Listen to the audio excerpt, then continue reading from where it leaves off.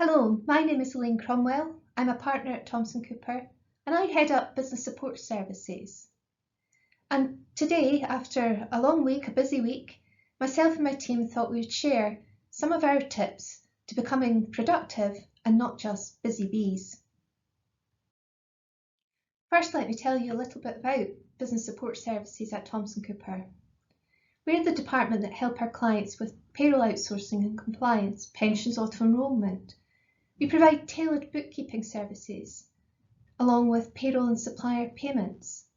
We're a BACS approved bureau, and we help our clients with their VAT compliance and submissions. So why the bees? Well, we decided as a team that we would adopt the bee as our departmental mascot. It represents how we all work together as a team to meet the needs of our clients. Bees are highly organised and they're productive. They work together. So we'd like to share some of our top tips to being productive with you today. So tip number 1, eat that frog. Identify your hardest, most important task for the day and then tackle it first thing. Sounds easy, but how many of us are tempted to tick off all those little easy tasks on the to-do list or the to achieve list at the start of the day, and that big ugly frog is still sitting in the corner when it comes to shutting the computer down at the end of the day? Try flipping it. Do the hardest task first. Get it off your plate and then tackle the easier things. Tip number 2, get your calendars working for you. Use time blocking to allocate time in your diary for your most important tasks. Don't just use your diary for your meetings and your appointments. Sync your office calendar with your phone and other devices so that you can always view what's coming up while you're on the go, and you can add things to your calendars while you're on the go. And think about using apps like Chili Piper or Calendly, which help you manage meeting requests. They're free, and it allows you to give limited access to when you're available to other people, saving all those emails going back and forward, trying to agree a mutually convenient time to meet. Turn off notifications. We all know about this one, but how often do we do it? All that buzzing does get distracting. So turn off your phone or put it into silent mode. Use your do not disturb. Put a sign on your door to say you're working on something important, and use your auto response for email to tell people that you'll get back to them as soon as you can, but you're working on something that's urgent.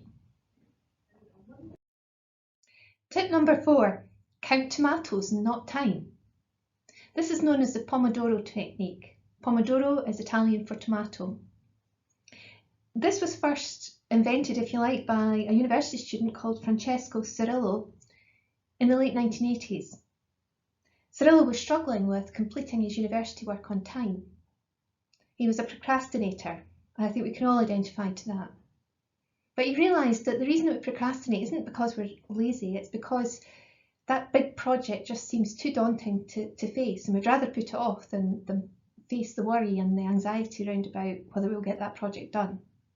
So what he did was he grabbed a tomato-shaped kitchen timer and he set himself a 25-minute timer.